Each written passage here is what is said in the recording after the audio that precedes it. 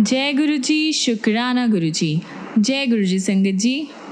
आइए संगत जी, आज हम जानेंगे कि कैसे हमारे गुरु जी महाराज बड़ी से बड़ी बीमारी को भी बहुत ही आसानी से, बहुत ही छोटे छोटे तरीकों से ठीक कर देते हैं। जय गुरु जी, शुक्राना गुरु जी। आगे बढ़ने से पहले आप अपने चैनल गुरुजी सत्संग वर्ल्ड को सब्सक्राइब कर लीजिए ताकि आपको ऐसे वीडियोस, ऐसे गुरुजी महाराज के सत्संग, उनकी प्यारी प्यारी ब्लेसिंग्स रोज रोज सुनने को मिले। और साथ ही संगत जी, इन वीडियोस को, इन सत्संग को अपने दोस्तों के साथ, अपने गुरु परिवार के साथ शेयर कीजिए ताकि वो भी जल्द से जल्द हमारे गुरुजी महाराज से जुड़ सके, उनकी ब्लेसिंग्स को पा सके। और हाँ संगत जी, आप में से कोई भी संगत अपना सत्संग हमारे साथ शेयर करना चाहते हो, गुरुजी का शुक्राना अदा करना चाहते हो और अपने दोस्तों के साथ, अपने गुरु परिवार के साथ बांटना चाहते हो, तो नीचे दिए गए ईमेल आईडी या फिर व्हाट्सएप नंबर पर आप हमें मैसेज कर सकते हैं। आपके सत्संग भी बहुत जल्द ही शेयर किए जाएंगे। जय गुरुजी, शुक्राना गुरुजी। आज का पहला सत्संग है मीरा मल्ही आंटी का।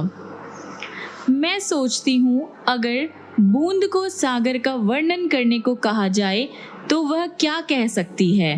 भक्त वह बूंद है और गुरुजी अपार सागर। फिर भी मेरा प्रयास रहेगा कि मैं गुरुजी की सेवा में कुछ अर्पण कर सकूं। गुरु मिलन से परमात्मा को मिलने की राह सहज हो जाती है। आत्मा की परम मिलन की यात्रा में गुरु भक्त के ऊपर वात्सल्य और प्रेम की दृष्टि करते हैं। इनका अनुभव केवल निष्ठावान शिष्य को ही हुआ है। गुरु वह साकार ब्रह्म है जिनमें सभी संबंधों का प्रेम समाया हुआ है। माँ की ममता, पिता का मार्गदर्शन और माता का संरक्षण, ये सब सद्गुरु में पूर्ण अवलोकित होते हैं। गुरुजी साक्षात परमात्मा है और वह अपने तक पहुंचने का मार्ग, रास्ता ज्ञान की ज्योति से प्रज्वलित कर रहे हैं। अपनी संगत का मार्गदर्शन करते हुए कभी कभी उनको कठोर व्यवहार भी करना पड़ता है। वह उस कुम्हार की भांति है जो अपने बर्तन बनाते हुए उसे स्थिरता प्रदान करने के लिए और बाहर दृढ़ता से संभालता रहता है और अंदर से उसे अत्यंत कोमल हाथ से आधार देता है। सद्गुरु अपने शिष्य से भी उच्चतम व्यवहार की भावना रखते हैं। फिर भी उनका मन अपने शिष्यों के लिए करुणा, दया और कृपा से परिपूर्ण रहता है। हृदय में स्थित परमेश्वर की प्राप्ति के लिए उसके उस संगीत को, जिसे अनहद भी कहते हैं, श्रवण करने के लिए और अपने अंदर छिपी हुई ज्वाला को ज्वलित करने के लिए ऐसे महापुरुषों का सानिध्य प्राप्त करना चाहिए जो परम प्रीति से तृप्त हो चुके हो। केवल वही शिष्य जो ऐसे महापुरुषों की वाणी और दिव्य गुणों से प्रभावित होकर उनके सदयुग में स्वयं को आत्मसात कर लेता है, वही इस भवसागर में गोते लगाकर जन्म और मृत्यु के चक्कर से मुक्त हो पाता है। यही सद्गुरु और शिष्य के पावन पुनीत संबंध है। गुरुजी साक्षात परमेश्वर है। उनके प्रेम की कोई सीमा नहीं है। जितना आप उनसे प्रेम करेंगे उतना ही आनंदमय आपका जीवन होगा। समय समय पर वह हमें सचेत कर कहते हैं कि उठकर अपनी दिव्यता का अनुभव करो। संसार की माया में डूबकर गहरी नींद में समय नष्ट ना करो। मैंने गुरुजी के प्रथम दर्शन कोई 10 साल पहले किए थे और फिर उनसे कभी अलग नहीं हो पाई। गुरुजी के दर्शन करने से पहले मैं शिरडी के साईं बाबा की भक्त थी। मेरी उनमें बहुत श्रद्धा थी। मैंने ड्रीम में देखा कि साईं बाबा की प्रतिमा जो मेरे गेस्ट रूम में रखी हुई थी अचानक लोप हो गई और उस स्थान पर गुरुजी बैठे हुए थे। मैं इतनी प्रसन्न हुई कि मैंने उन्हें आलिंगन में भर लिया। अगले दिन जब मैं गुरुजी के पास गई तो उन्होंने कहा कि पिछली रात मैंने उन्हें जोर से अंगीकार किया था। मैं अचंभे में थी, उन्हें मेरे ड्रीम के बारे में कैसे पता चला। लेकिन अगले ही क्षण मुझे आभास हो गया कि गुरुजी तो परमात्मा हैं, उनसे कुछ भी छिपा हुआ नहीं है। वह तो हमारे भूत, वर्तमान और भविष्य के बारे में सब जानते हैं, लेकिन वह किसी को ये बताते नहीं हैं। एक बार मैं जब उनकी चरण दबा रही थी, उन्होंने कहा कि 3 साल के बाद मुझे उनके पास आने के कारण का ज्ञान होगा। मैं व्याकुल हो गई थी और उस कारण को ढूंढती रही। धीरे धीरे मेरे मन से ये बात उतर गई। फिर 3 साल के बाद मेरे पति को हार्ट और गुर्दे की समस्याएं हो गई। हम उन्हें बॉम्बे ले गए, जहां पर वह 15 दिन तक इंटेंसिव केयर यूनिट में रहे। उन दिनों मैं अपने हाथ में गुरुजी का चित्र लिए हुए उनसे विनती करती रहती थी। चिंता बहुत हो रही थी। मैंने दिल्ली में अपने बेटी को गुरुजी के पास जाकर मेरी समस्याओं के बारे में बताने के लिए कहा, लेकिन गुरुजी ने उसको टोक दिया और बोले कि आंटी यानी मैं उनके साथ जुड़ी हुई हूँ। मुझे एक बार फिर से ये आभास हुआ कि उन्हें सबका ज्ञान है और उनको कुछ भी बताने की ज़रूरत नहीं है। गुरुजी की दया से मेरे पति के स्वास्थ्य में प्रगति हुई और हम दिल्ली वापस आ गए। मैं तुरंत गुरुजी के पास गई और उनको बार बार धन्यवाद दिया।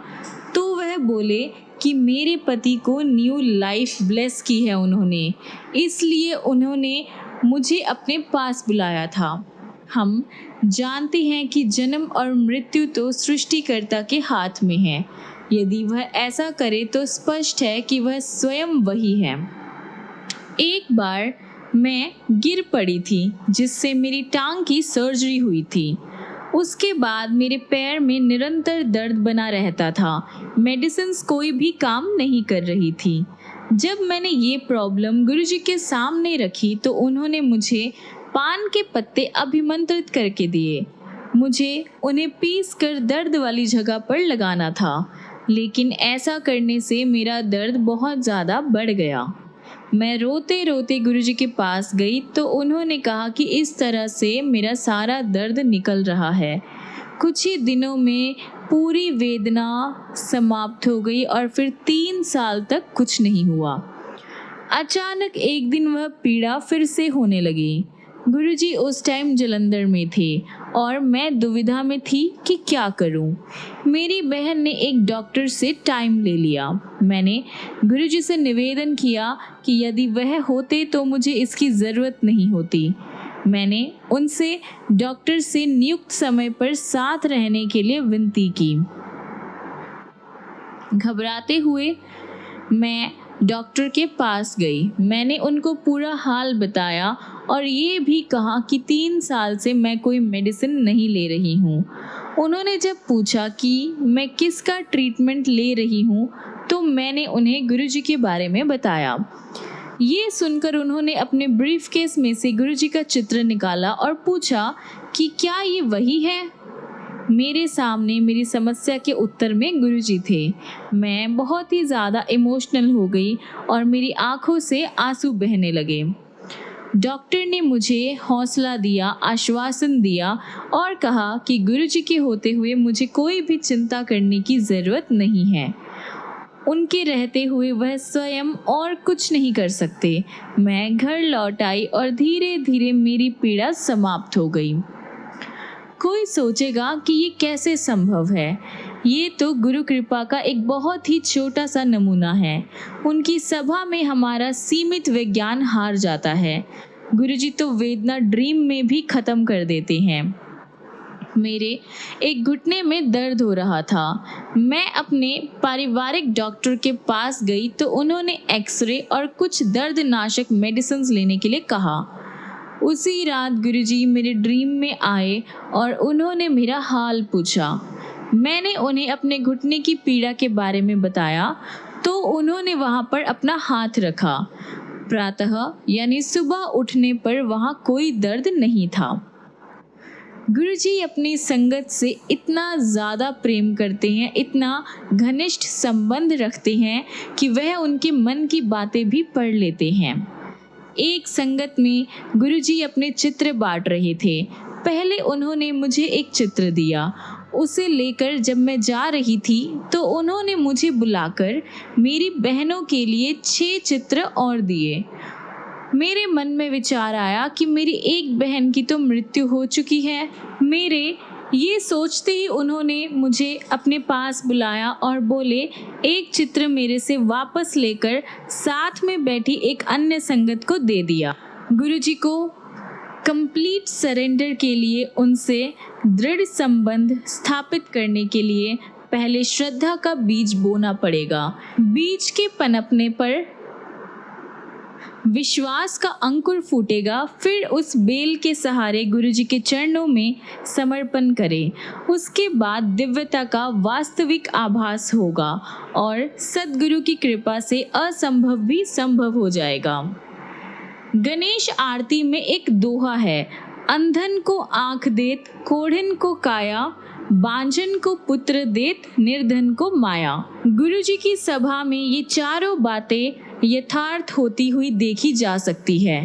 कैंसर का निवारण हुआ है और जनन शक्तिहीन को पुत्र की ब्लेसिंग्स मिली है और उनके पास से कोई भी खाली हाथ नहीं गया है। भक्त को केवल अपना विश्वास बनाए रखना है।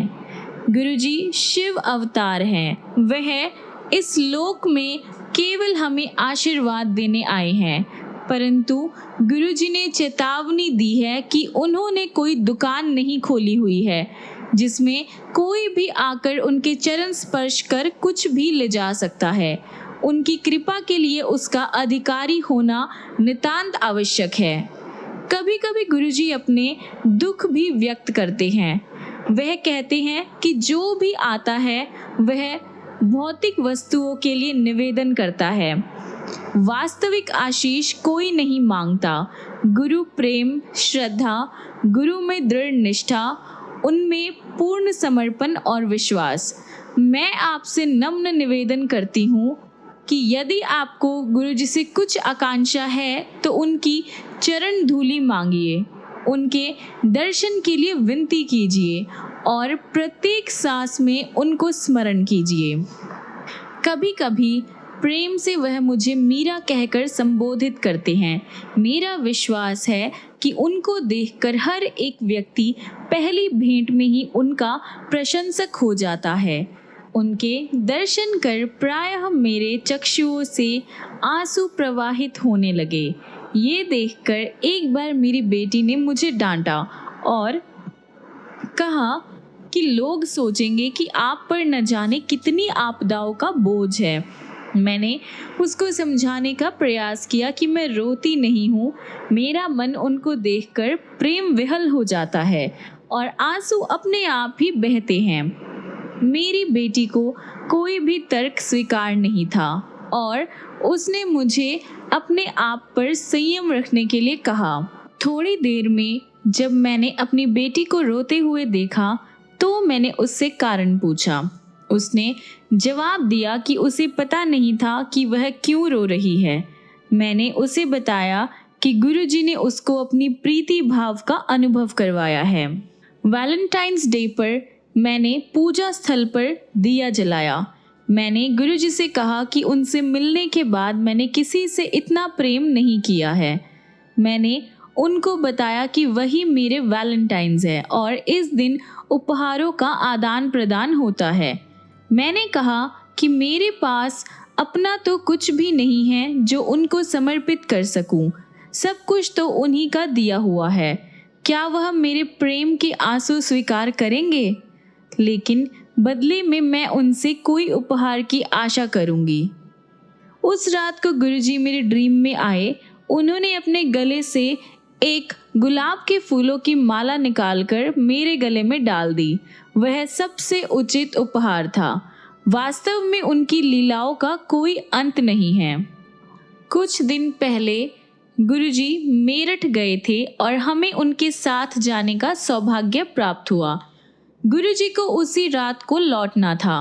जब वह कुछ भक्तों के साथ कार में बैठे तो मेरे मन में विचार आया कि क्या मुझे भी कभी ऐसा संयोग प्राप्त होगा। उनके साथ बैठने वाले वास्तव में अत्यंत भाग्यशाली है। समय के साथ ये विचार मेरे मन से निकल गया। एक बार दिल्ली में एक विवाह के उपलक्ष्य में मेरी दोनों बेटियां मेरे साथ थी। गुरुजी आए और उन्होंने मुझे बुलाकर पूछा कि क्या मैं उनके साथ लंगर करूंगी। मेरे द्वारा स्थान पूछने का साहस करने पर उन्होंने एम्पायर स्टेट का नाम लिया। मैं बहुत प्रसन्न हुई और उनको कहा कि मैं अपने बच्चों के साथ वहां पहुंच जाऊंगी। इस पर गुरुजी ने कहा कि मैं उनके साथ कार में यात्रा करूंगी। मैं कह नहीं सकती थी कि मैं ये सुनकर कितनी ज्यादा भाव विभोर हो गई। गुरुजी की कृपा और दया की कोई सीमा नहीं है। वह सदा अपना प्रेम बरसाते हैं। ये सब प्रसंग उनके अस्तित्व की एक बूंद के समान है। मैं उनसे यही विनती करती हूँ कि वह अपने चरणों में मुझे स्थान देते रहें और अंतिम क्षण तक उनको स्मरण करती रहूं। गुरुजी में संपूर्ण विश्वास रखिए और उसमें ही हमारी भलाई है। उनमें आस्था के पश्चात हमारे मस्तिष्क में कोई चिंता नहीं आ सकती। उन्हें हमारे बारे में पूरा ज्ञान है। वह दयावान और कृपावान है। फिर हम क्यों चिंता करें। केवल वही चिंतित रहते हैं जिनमें आस्था का अभाव होता है और जिनका मन इधर उधर विचरण करता रहता है। मैंने गुरुजी की संगत में अमृत टपकता हुआ देखा है। उनकी सुगंध मदहोश कर देती है। इन्हीं कुछ शब्दों और प्रणाम के साथ मैं अपनी लेखनी को विश्राम देती हूँ। जय गुरुजी, शुक्राना गुरुजी। आइए संगत जी, अगला सत्संग हम सुनेंगे विनोद बगई का। 2006 की शुरुआत में मैं नाभा पंजाब में अपने होम टाउन गया और वहां से गुरुजी के पिंड जन्म स्थान डुगरी के लिए निकला। मैंने गुरुजी के आगे माथा टेका, थोड़ी देर बैठा, संगत के साथ सत्संग किया और फिर शाम को वापस नाभा पहुंचा। रात को मुझे पता चला कि मेरी मौसी जो मोरक्को में रहती है मुझे वहां से फोन करने की कोशिश कर रही थी। उन्होंने मुझे मोरक्को आकर बस जाने का निमंत्रण पत्र डाक से भेजा। अगला दिन बृहस्पतिवार था, संगत का दिन, और मैं पंजाब से दिल्ली पहुंचकर सीधे गुरुजी के यहाँ एम्पायर स्टेट चला गया। एम्पायर स्टेट में गुरुजी के मंदिर में मुझे चाय प्रसाद मिला। वहाँ गुरबानी चल रही थी और मैं वो सुन रहा था और गुरुजी ने बस फिर सिर हिलाकर इशारा किया कि उन्होंने देखा कि मैं आया हूँ। लंगर करके जब मैं गुरुजी से आज्ञा लेने गया तो मैंने उनको मोरक्को जाने का निमंत्रण के बारे में बताया। गुरुजी ने मुझे बाहर जाने से मना किया और बोले, बाहर नहीं जाना, बच्चे बाहर जाकर बिगड़ जाते हैं। मैं चुपचाप घर चला गया।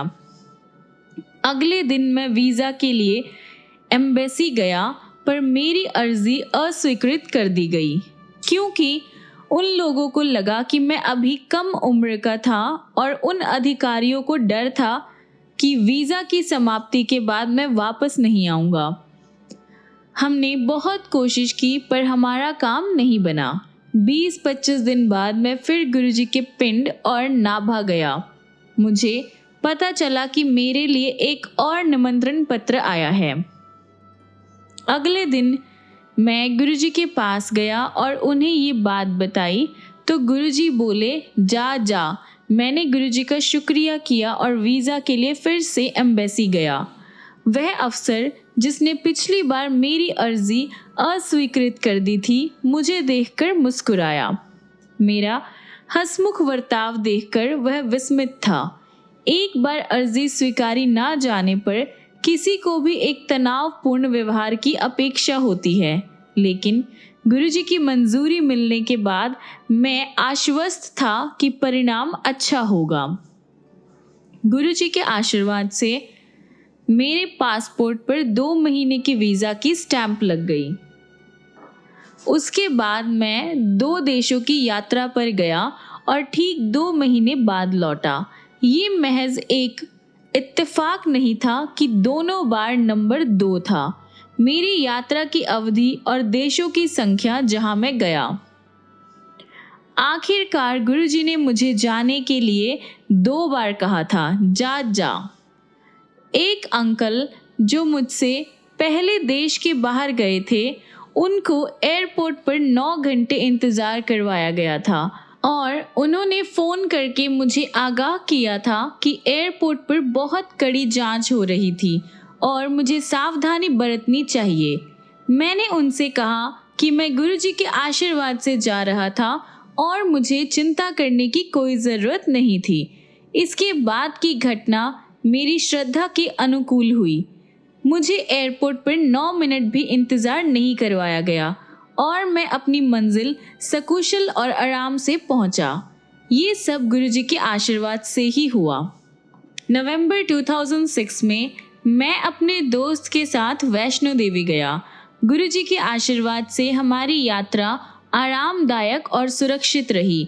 आम तौर पर वहाँ दर्शन के लिए बहुत भीड़ होती है और दर्शन के लिए 1 दिन से ज़्यादा भी लग जाता है, लेकिन सौभाग्यवश वहाँ से हमारी रवानगी के 2 दिन पहले ही हमें दर्शन हो गए।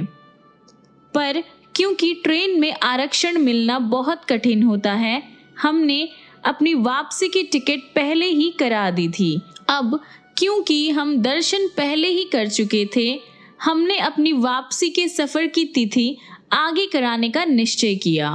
अपनी पहले की बुकिंग रद्द कराने और नई टिकट लेने के लिए हम टिकट काउंटर पर गए। हमें जो नई टिकट मिली उनका नंबर 89 था, जिसका मतलब हमें सिर्फ आधी सीट मिलनी थी। सारे रास्ते हमें बैठकर वापस जाना था।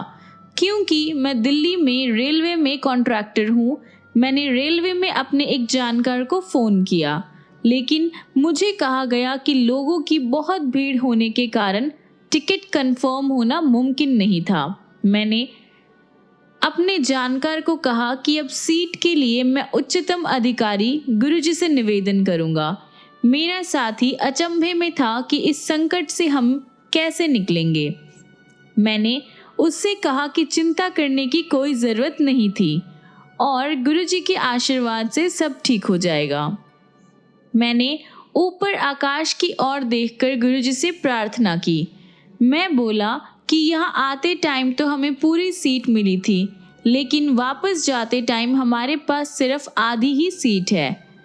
कृपा करके गुरुजी अपना आशीर्वाद हम पर बरसाते रहिए। मुझे अंदर की आवाज़ ने कहा कि मैं स्टेशन जाऊं। जब हम स्टेशन पहुंचे तो हमें पता चला कि सारी 89 सीट कंफर्म हो गई थी। ये बहुत अनोखी बात थी। विस्मित हम स्टेशन मास्टर के पास गए। एकदम सही अंदरूनी खबर पाने के लिए मैंने उन्हें अपना आइडेंटिटी कार्ड दिखाया। बताया कि मैं रेलवे हेडक्वार्टर से हूँ और जानना चाहता हूँ कि कैसे इतनी सारी सीटें कंफर्म हो गई थी। स्टेशन मास्टर बोले कि कोई खास इंतज़ाम नहीं किए गए थे। रेलवे ने नहीं किए थे, पर मेरे भगवान गुरुजी, उन्होंने अपने भक्त के लिए अवश्य किए थे।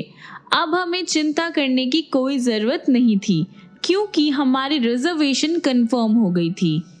ट्रेन में चढ़ने के बाद जल्दी ही मुझे नींद आ गई और गुरुजी ने मुझे दर्शन दिए। वह बोले, हाँ, मिल गया पूरा फट्टा, चलो ऐश करो। मैंने आंखें खोली और विस्मित हुआ जब मुझे गुरुजी की दिव्य खुशबू आई। जब मैं गुरुजी के दर्शन के लिए एम्पायर स्टेट गया तो गुरुजी ने आंखों से इशारा किया कि सब ठीक था। वास्तव में हम धन्य हैं कि हमें गुरुजी का आशीर्वाद प्राप्त है और मेरी उनसे यही प्रार्थना है कि वह सदा हम पर अपनी कृपा बरसाते रहें। जय गुरुजी। आइए संगत जी, अगला सत्संग हम सुनेंगे सोनाली चंद्रा का। मैं 2.5 सालों से गर्भवती नहीं हो पा रही थी। फिर एक जांच के दौरान एक 5 किलो का ओवेरियन सिस्ट पाया गया। तुरंत ही मेरा ऑपरेशन किया गया। मेरी लेफ्ट ओवरी निकाल दी गई और राइट ओवरी को काट कर निकाला गया। अब मेरा गर्भवती होना नामुमकिन था। मैं इस बात से अनजान थी कि मेरा भाई आचार्य अमन गुलाटी, जो ज्योतिष शास्त्र जानता है, उसने मेरे माता पिता को बताया था कि मैं कभी माँ नहीं बन पाऊंगी, पर मुझे निराशा ना हो इसलिए उसने ये बात मुझसे छुपाई थी। यहाँ तक कि मेरे भाई ने मेरी जन्म पत्री अपने प्रोफेसर्स को भी दिखाई थी। वह भी उसके विचार से सहमत थे। मेरे पति की कुंडली से ऐसा प्रतीत हो रहा था कि वह सर्प श्रापित थे। उन पर सर्प का श्राप था। मैंने 4 बार इंट्रायूट्रिन इंसेमिनेशन यानी IUI कराया और हर बार परिणाम विफल गया। फिर मैं गुरुजी से 10 जुलाई 1998 को मिली और मैंने उन्हें अपनी प्रॉब्लम बताई।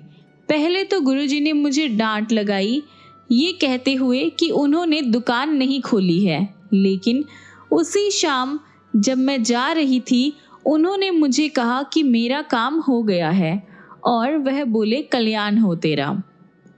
2 महीने बाद पिछले 9 महीनों से जो मेरी फॉलिकुलर मॉनिटरिंग हो रही थी वो बिल्कुल नॉर्मल थी। चमत्कारपूर्ण ढंग से और स्वाभाविक रूप से मैं गर्भवती हो गई थी। डिलीवरी पेन के टाइम मैं गुरुजी से प्रार्थना कर रही थी और डिलीवरी से 1 घंटा पहले मैं फ्रूटी पी रही थी।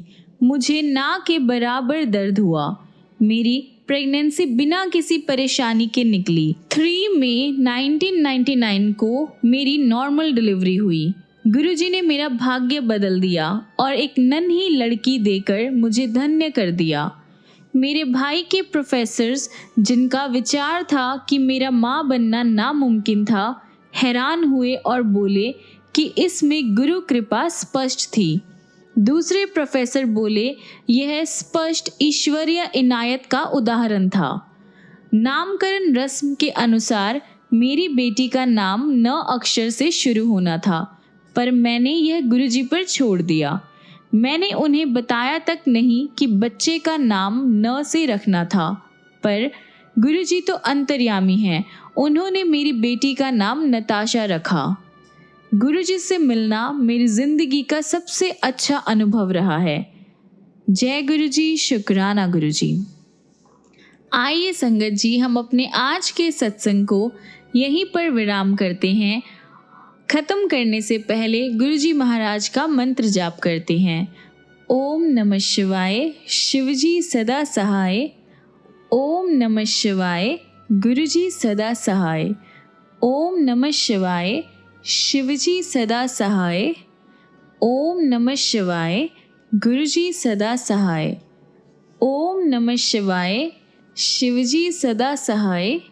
ओम नमः शिवाय, गुरुजी सदा सहाय। ओम नमः शिवाय, शिवजी सदा सहाय। ओम नमः शिवाय, गुरुजी सदा सहाय। ओम नमः शिवाय, शिवजी सदा सहाय। ओम नमः शिवाय, गुरुजी सदा सहाय। ओम नमः शिवाय, शिवजी सदा सहाय। ओम नमः शिवाय, गुरुजी सदा सहाय। जय गुरुजी, शुक्राना गुरुजी। संगत जी, मिलते हैं अगली वीडियो में गुरुजी के ऐसे बहुत सारे सत्संग लेकर, बहुत सारा प्यार लेकर और उनके बहुत सारे चमत्कार लेकर। तब तक के लिए गुरुजी आपको ऐसे ही ब्लेस करते रहें, बहुत सारा प्यार करें, बहुत सारी खुशियाँ दें। और आप भी याद रखिएगा, गुरुजी को दिल से याद कीजिए, दिल से प्यार कीजिए। फिर देखिए गुरुजी महाराज की ब्लेसिंग्स कैसे आप पर और आपकी पूरी फैमिली पर होती है। जय गुरुजी, शुक्राना गुरुजी। जय गुरुजी संगत जी।